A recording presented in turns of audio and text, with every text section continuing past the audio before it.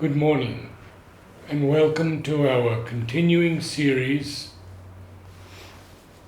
Interviews with Disciples and Devotees. Today again we're honored to have Ananda Reddy. Namaskar. Namaskar. Thank you so much. We have completed the period of construction of Sakar, and today Ananda will take up IIS, the parent company of Sakar. Thank you. Sure. Yeah, it is important that I tell you a bit of the genesis of Sakar, the inspiration, the genesis. See, long back in 1964, my father had an idea,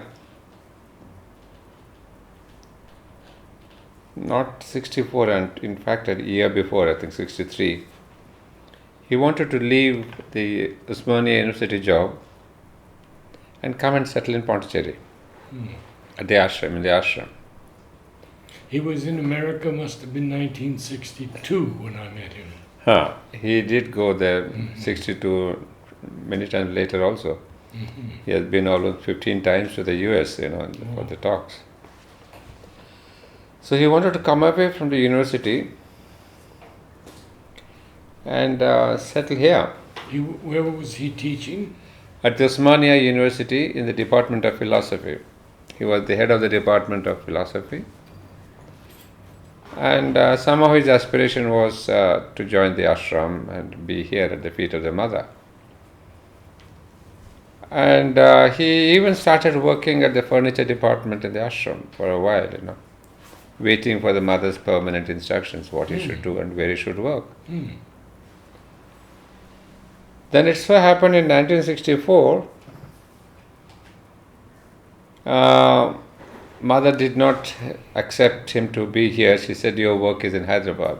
You go back there. So when this idea came, then father said, then what should I do? Then, being a philosopher, and he had always this in mind to start some kind of a center, a study center for Aurobindo.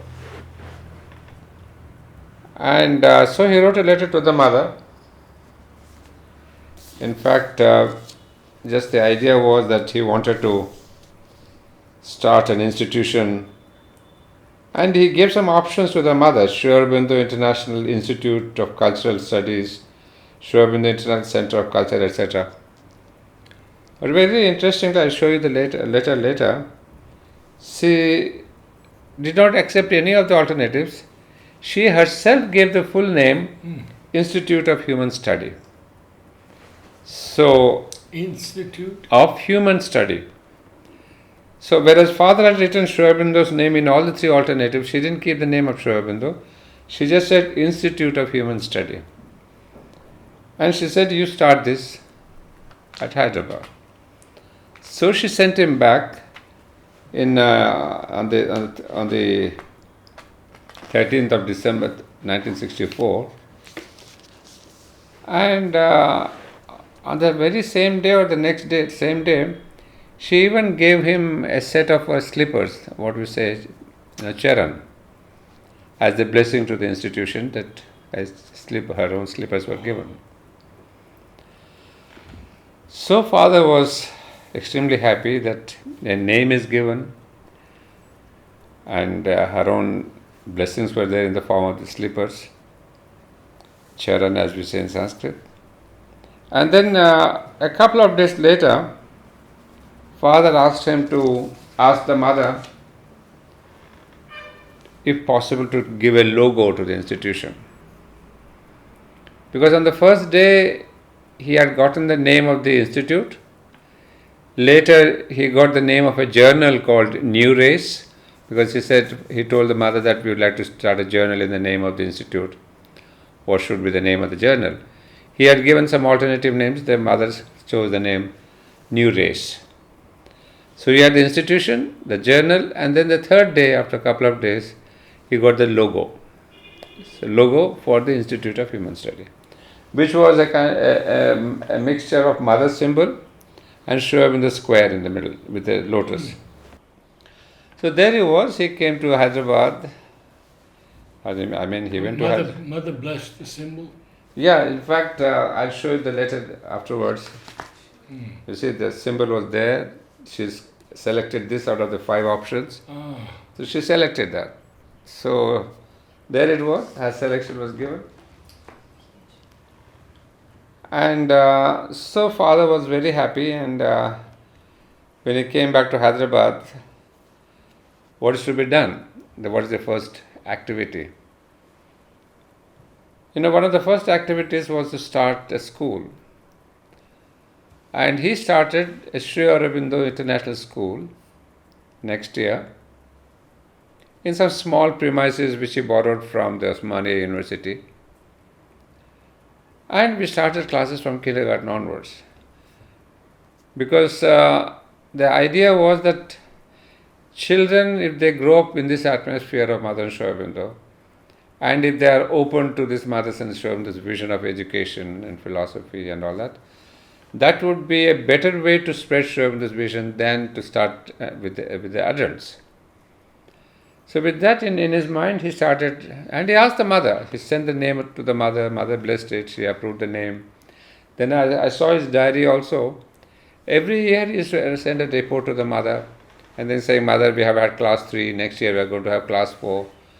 So he used to send regular reports to the mother, get her blessings and sanction. So this is how it grew on the school side.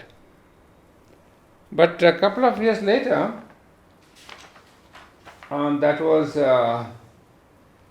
in 1966. Yeah, you can see just the next year. We had a course, a syllabus, because he wanted to start some syllabus in Sri Aurobindo's vision. And I still remember he requested professors from the university, somebody from literature, somebody from philosophy.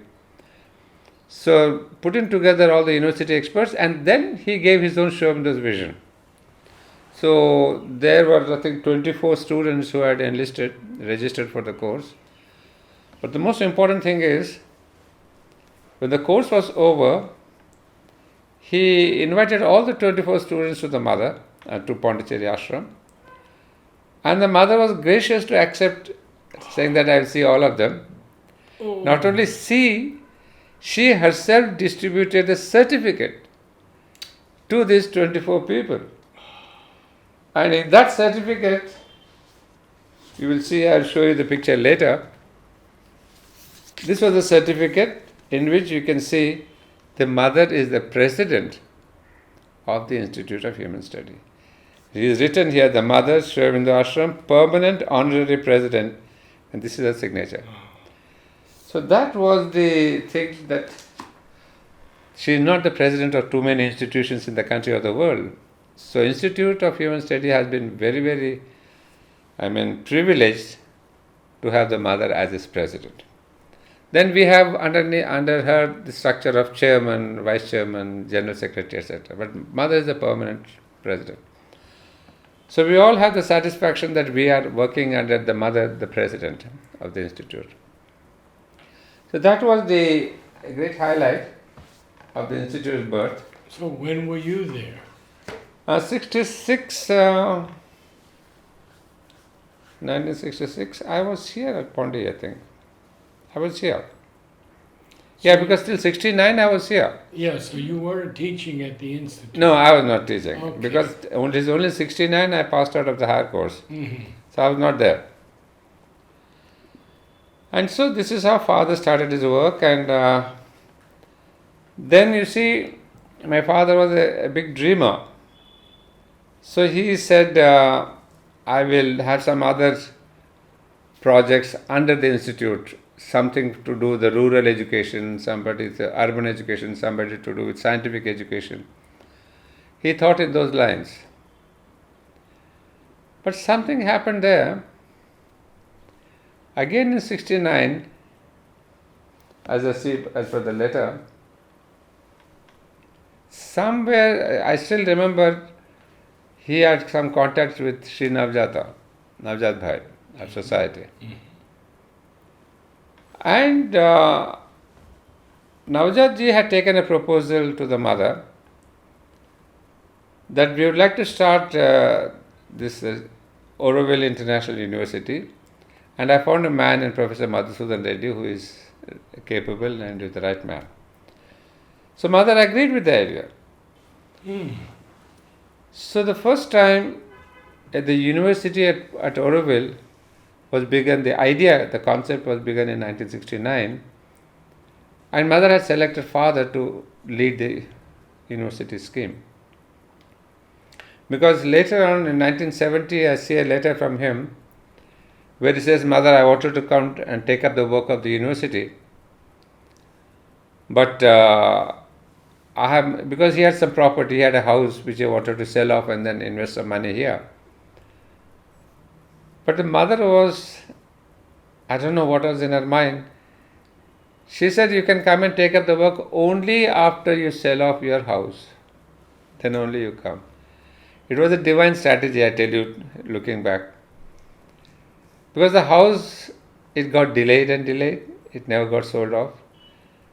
And one day, I think in 72 or something, I got so frustrated. I myself wrote a letter to the mother saying, "Why are you putting this hitch? The house must be sold off and then only he can come." As a young man, I was a bit impatient, I suppose. But this was the concept that the university, one letter she says, "University work has not yet begun." But then she says, "But the condition was that you should sell off your house."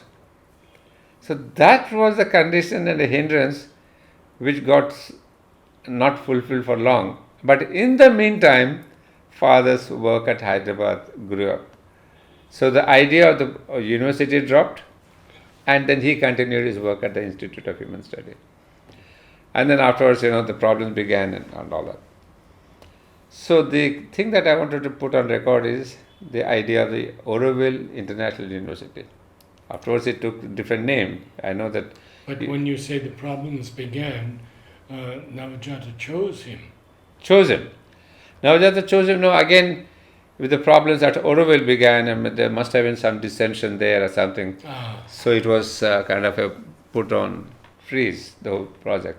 And then subsequently, as I hear, mother herself spoke to Roger André saying that we should have a University of Human Unity at Aurobindo. So the name changed, but the idea remained that there should be a university at Aurobindo, whatever the name and form it takes in the future. However, so that was the idea with which father began the institute. And then in 1977 or 78 now, we got the relics brought from Sri Aurobindo Ashram, and it was Champaklalji who came to install the relics at the institute. And here comes the connection with Champaklalji. As all of us know, after 1973, he stopped speaking once the mother left her physical. However, he was very close to father, and he was very close to so many others we know around the world. He started going around the world. He has come to the US also many a time. So he came to Hyderabad 3 or 4 times. First time it was to install the relics. And then once father took him to another project that he had started in the district in Andhra Pradesh called the Medak district, which is about 100 kilometers from Hyderabad. So there he wanted to start this university because mother had given him the project University of Tomorrow. When this Aurobindo thing didn't come up, in 1972, as you must have heard, there was a proposal for a university to begin at Pondicherry. And the name of the university was Aurobindo University. But there was a resistance from the local bodies, so the government of India changed the name to Pondicherry University. Not a Aurobindo University, but the name got changed to Pondicherry University. Whereas father was of avid dreams and aspirations that there should be a name in the name of Aurobindo. So he wrote to the mother saying that we would like to start here near Hyderabad something in the name of Aurobindo. So he gave the name Aurobindo Darshan, the University of Tomorrow. And that was blessed by the mother. She said, yes, you can start that. So here, the incomplete dream which he wanted to do at Aurobindo, he took it up near Hyderabad. A place, 120 kilometers. And there Champaklalji was invited to receive the documents from the government. And it was so beautiful, the government was so happy with this idea, they even donated 125 acres for free donation. I mean, that's something incredible. So Champaklalji was invited to receive the documents from the collector of the place, who had the authority to give away the land. So there was this beautiful place. The place itself was called Aurodarshan. And the idea was to start this University of Tomorrow there. Could you share that photo of Champakla with us? Yes, when I give you all the photographs, I'll show you Good. that photograph too.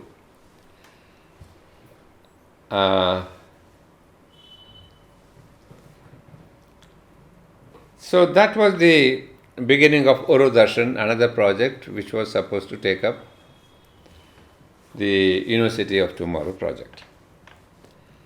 Then father thought that is for the level of the university.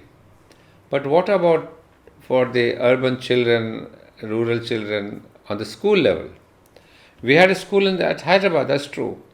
But we wanted to go for a residential school nearby in Hyderabad, because where we had started the school at Hyderabad, we didn't have much land. It was very close to university and it was very difficult to get enough land.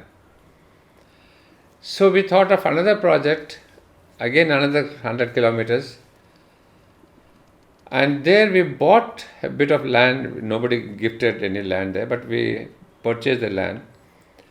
And so Champaklalji was brought from Aurodarshan to this residential school area, which he himself called as the Matri Darshan.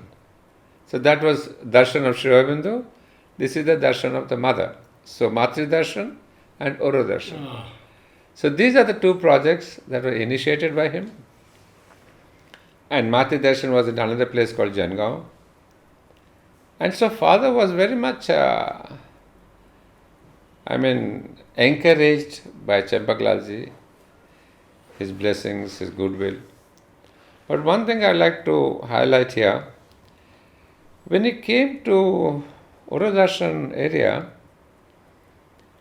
we had gone there a bit day before, obviously, we had to drive a long way, so we needed to give him rest. So that morning, around 10:30 or so, it's a beautiful place of hillocks with completely granite stone, there are huge boulders of stone, and there's no forest, nothing, pure stone. So he was walking up the rocks and surveying the place. And at one place, he suddenly sat down on the rocks. Not only did he sit down, he lay down on his back. And Narad, just imagine in summer heat of Hyderabad, somebody lying down on the rocks. Only he could do that. I don't know if it was beyond weather, any hot and heat climate. He stretched himself on the stone and he closed his eyes, and people were visualizing. In fact, we took some photographs too. He was doing some mudras in the positions of hands. He was doing some, I don't know what he meant, but distinctly he was doing some mudras as if he was invoking or praying or something. And he lay down there for almost, if I'm not to exaggerate, between 10 to 15 minutes in that burning heat. So father was there, some others were there, but nobody dared disturb him because what's happening, we don't know. And he himself got up from this meditative mudras. When he came up and back to the room, my father asked him, Champaklalji, what happened? So he wrote down, of course he didn't speak. He said, when I was going by that place, suddenly I was pulled by a force that was there at that spot. And when I went into that meditation, I came to know that this was many years back, maybe centuries back, the very place where Sri Aurobindo himself had meditated. In one of his past births, he was a rishi or what he was. He says this had the vibrations of Sri Aurobindo installed centuries back. So when he went there, when he was crossing that place, he couldn't resist the vibration. He just had to, when I lie down, invoke his presence. So that was something was so touching. I said, my God, you don't know when Sri Aurobindo centuries back leaves a vibration in the earth. I mean, these rocks now, still a yogi can feel that. So imagine what's happening to Pondicherry ashram here and the samadhi here. I mean, how many thousands of years the vibration will be here. So that was a great eye-opener, and the way Champaklalji could receive that was incredible. Well, there are some other small stories here and there, but that's the most important was about Sri Aurobindo. Later in, I think 1982 or so, Father had a kind of a dream vision of starting a project called Mankind on the March, in which, I mean, for several nights he had this dream. In fact, he wrote down later this entire dream vision. It was a project where he said we should rewrite history, human history, in the light of the growth of consciousness, not a chronological historical events, but how the divine consciousness manifested in different ages, different periods, different places. But it's not a chronological thing. In the time of Greeks, for the Socrates, there was a Buddha somewhere, the Confucius somewhere across the continents, but the consciousness of the mental consciousness was the same. So that way he said, cut across time, cut across space, but see how the consciousness grew up and manifested itself. So he wrote a kind of a preface to the whole project. We have his things originally in his own handwriting. But the thing is, when he had the first vision, he wrote to the mother, giving a synopsis of what he wants to do, 12 books and all that, and seeking her blessing, saying, do you approve such a thing? And that day, as he has also written about it somewhere, he says he was at the Samadhi, and when he just did this pranam and came out, he saw Nolinida coming to him.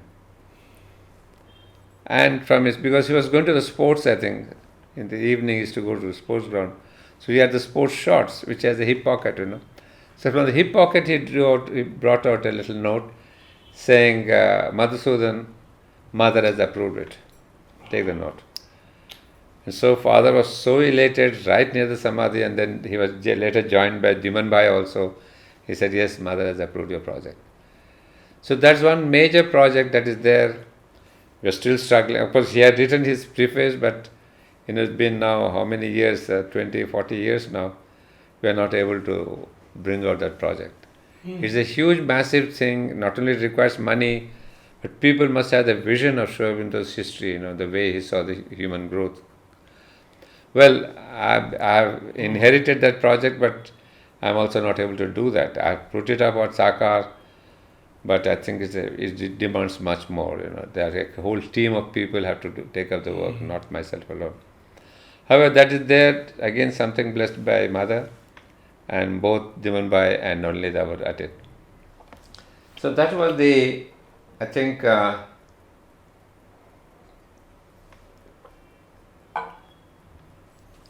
story, I would say, of Institute of Human Study. But there's one last word before I leave this chapter. When the relics became 25 years, when the installation of the relics, initially father had made the relics with a normal marble and then top marble and all that. But after 25 years, that marble got really spoiled, grey and dull and all that. So I was given the charge to renew the relics place.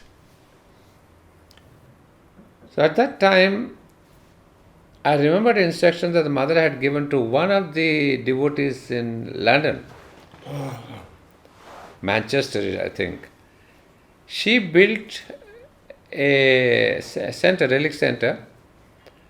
She was in contact with Hutaben. Hutaben told her, saying that mother wanted always pink marble on the relics. So this lady got Manchester here, there, really the pink marble, and put it on the relic center. So I remembered that advice of the mother. So I followed the same at Hyderabad. I said this was mother's wish. So I also hunted for the same pink marble, and after 25 years when I renewed the whole relics place, so that is there. So that's something. Where did you find the pink marble? No, of course in Hyderabad we have many centers because the pink marble comes from Rajasthan. But we have to hunt for that. It's not a very common one.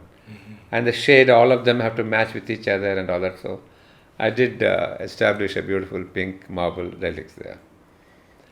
So then, of course, now the Hyderabad school is running what father has started with mother's blessings. It became a big school and all that. And now after 50 years of the school, we started now at Jangaon, which is called the Matri Darshan, started with Champaklalji. So we have started a residential school there. We have built the first phase of school. We have got 120 students now. So that's working, that's progressing. So basically what I want to tell you is what was started by father, the work is continuing. The University of Tomorrow is again in limbo because it's not easy to have this University of Tomorrow. Because when I wanted to promote that, there was a resistance from Pondicherry University. They said, Dr. Reddy, you cannot use this university word in your project because university means you must get the approval from the UGC. So then that I dropped this word UGC, university, then I started this Aurobindo Center for Advanced Research, which has now come to be known as SAKAR. Because in the beginning of beginnings, I used to say always University of Tomorrow. All my letterheads carried that. So, but the Vice Chancellor once told me, don't proclaim like that, you may land up in trouble. As a university. As a university. So he said, you call yourself a research center, it's easier. People will accept, universities also will affiliate with you. So that's how the name had to be changed. Similar to what this Aurobindo, this ashram school name was also University Center. You know, when the ashram school began, the mother called it the University Center, which later became Aurobindo International Center of Education. We have the same objection. So I could understand that UGC rules have to be applied and we cannot take the name of university. So that is the whole link between an institute and the Sakar, that's the birthplace. So that I think gives you enough of very good information. Very good overview. Yeah, that is the genesis what I wanted to tell So you. now can we take up Sakar's present work? Yes, I think I'll tell you a bit of this present work. Yes, it is. It started with online courses. Mm-hmm. It started with an affiliation with the IGNOU, Indira Gandhi National Open University at Delhi, New Delhi. And there, on the online courses, we had bachelor's, master's, and PhD, and MPhil we call, and then PhD. The 4 levels were there. But they're all Aurobindo studies. PhD in Aurobindo study, master's in Aurobindo study, bachelor's in Aurobindo study. And the Vice Chancellor there at that time was very open-minded, and he said, don't, because that Vice Chancellor had come to Sakar once. So he saw our work, he was so pleased, he said, this is a beautiful Aurobindo Center for academics. I would like you to associate with IGNOU.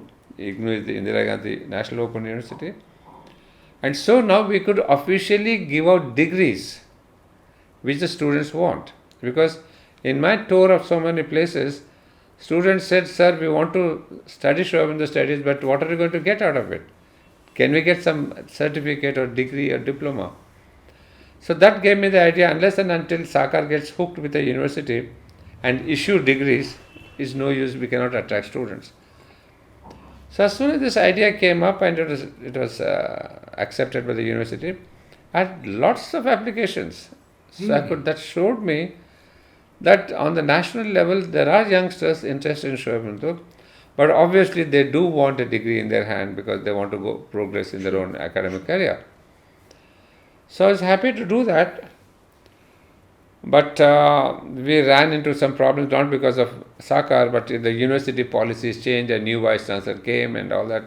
So unfortunately that was stopped. But my work has not stopped. We still continue with the online courses in Sri Aurobindo. What all he has written on psychology, philosophy, yoga, literature, everything, the human cycle. So we still are continuing with the online. But you can no longer give degrees. We cannot officially give degrees. But it's only recently, a couple of months back, that we have affiliated with Oro University at Surat, which you know very well. Of course. So that with Oro University we can give PhD, when we can have students collaboration, and they said we could issue PhDs. However, that is the latest thing. But that is online courses we are continuing with. Then we have something called the intensive courses. Intensive courses are 1 month to 3 months. People stay with us because we have a lodging boarding facility. So they stay with us, they study intensely whatever subject they want, Savitri or the Gita or the Life Divine, whichever book. And there to help, we have some other faculty members to help, and we can guide them. And at the end of it, we just give a certificate, they go back. So these people are wanting to know Sri Aurobindo in depth, no question of degrees. Now there is another parallel thing called the extensive studies, because some local people residing in Pondicherry, they said we don't want to live at Sakar because we have our home at Pondi, but we want to come and study. So we have that facility also. And then we have for psychology, we have internship. Because there are some students, university students, who want to have an internship for 2 weeks, 3 weeks, 1 month, 3 months, and they come to study with us internship in psychology courses. So these three are there. Apart from that, we have regularly one or in 6 weeks one workshop on different topics on Sri Aurobindo, psychology, health, and Savitri. But I'm avoiding this major books now, because in the name of books there are very few participants. But I'm taking up for the workshop themes. If I take up a theme, what is human destiny? So there are people to take a theme, a topic, and there are about 20 to 25 people they come here. Sometimes I took a course for 5 days on concentration and meditation in the light of Sri Aurobindo and the Mother. So there about 30-35 people came. So if I take up a topic, it's more relevant to the students instead of telling I'm having a course in Savitri or the Life Divine. I can take a topic from the Life Divine and take it, but not mention the name Life Divine, but themes. So we are doing workshops thematically. That's attracting people. And now we have, thanks to our collaboration with NAMA, the journal that's brought out by society. So NAMA is there. We have friends like Sri Aurobindo Foundation for Indian Culture run by Sampadanand.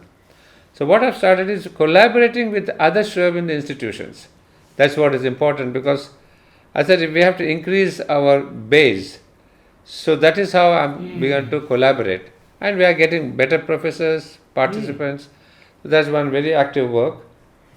And then recently, I started collaboration with Aurobindo, because what happened was that for these seminars, a few Aurobillians used to come, stay here with us for 3 days, 4 days of the seminar. Some of them would come, attend the seminar, go back. So for them it is becoming a bit difficult because of the traffic and coming that far and going back. So I sensed that and I said, okay, let me come closer to you. So we started building a branch near Aurobindo. It's a private land. Oh. Just very close to Gaia Garden Guest House, which is Aurobindo purely. So on the same Bomayapalayam Road, opposite Gaia Guest House. So it's a small place. Across the street or? Not on the main road, but across the street we have a little colony called Mirambika Garden Complex. There are other houses, but I have bought a big plot for ourselves. And we have recently completed the building, and we call that Aurobindo retreat. So that's more in the sense of a retreat, whereas Pondicherry seminar is meant for workshops where more people gather and all that. Whereas that one I want to really concentrate on intense studies. People come to study Life Divine, Upanishads, Gita. I'm there one to one, Sampadanand is there, or Larry is there. It's really in the old style of, really one to one, 1 to 3. So that's the thing I want to encourage there. So we have just started work there. So now we have started working at Savitri Bhavan. People are coming to Aurobindo. So that's meant for a knowledge center, And there's one more big activity at Sakar at Pondicherry is, since last 4 or 5 years, there are some Marathi groups who are coming from Maharashtra. I mean, there are 5 or 6 camps like that. Every week, about 30 to 35 members, they shift, a new batch of 35 people come in. So that's a very big activity, because what happens is they bring their own speaker who speaks in Marathi about Sri Aurobindo's philosophy, Mother's philosophy and all that. But what I do is sometimes they speak on Marathi saints. They don't speak on Sri Aurobindo because they may not be knowing. But Marathi saints is spirituality. I said, fine, you can go ahead. But what we do is we have a team of people at Sakar. We have Shruti Vidvaikar, who is a Marathi, Maharashtrian herself. So she speaks to them in Marathi about Sri Aurobindo. And then I chip in something of Sri Aurobindo in English or Hindi. And recently Deepshika started telling them about Sri Aurobindo. So the Sakar team with Falguni and all of us, we contribute some talks on Sri Aurobindo to these Marathi groups. So my purpose is done. That's to spread Sri Aurobindo's vision to this Marathi group. So that's also a very big activity for us, very busy actually. And I think academically these are the things. And then we have recently started something at management. That was a big challenge I took up. I said, why should Sri Aurobindo be, addressing only philosophy, literature and poetry and all that? If all life is yoga, we should be able to apply Sri Aurobindo in management also. I mean, why should it be only all academics? So in the last couple of years, we entered into management field. We went to Pondicherry University, we gave seminars in management, because we have brought a new idea based on Sri Aurobindo's 4 aspects of the divine. The wisdom, the power, harmony and perfection. 4 aspects of the mother. I said, now look, can we not translate these 4 divine aspects into day-to-day living? That is what is spirituality and that is what is management. You see, when we say human relationships, what is that? Nothing but harmony.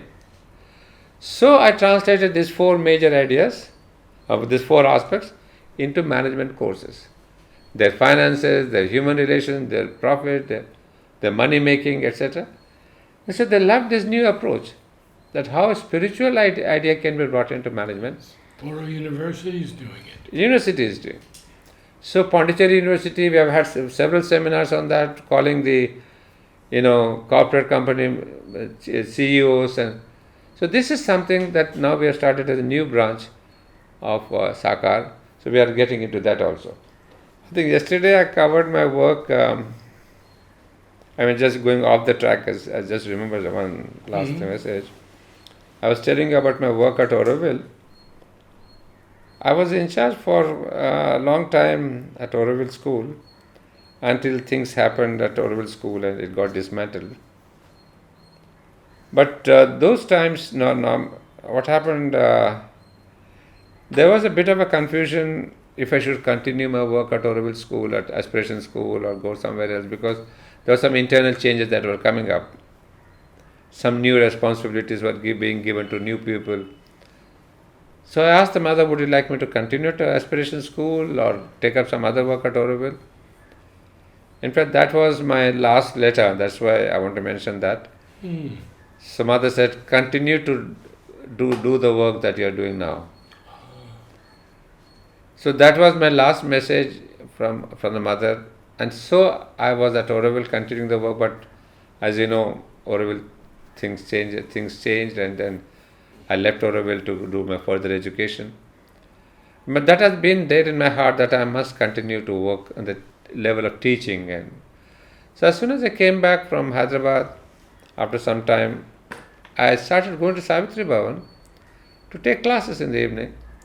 So there I felt good that I am continuing to do the work that the mother has given me in the education line, in the teaching line. So Savitri Bhavan, when it had no hut, no building, it started under the trees, if you remember, under the coconut trees. So my journey with Savitri Bhavan began then. Then I took Savitri's Life Divine and other works of the mother. So that's continuing even now. So it's all beautiful continuation, it's all inspiration. But I think next time I would like to tell you something about some of these stalwart devotees with whom I had a close contact. Wonderful. Thank you so much. Thank you.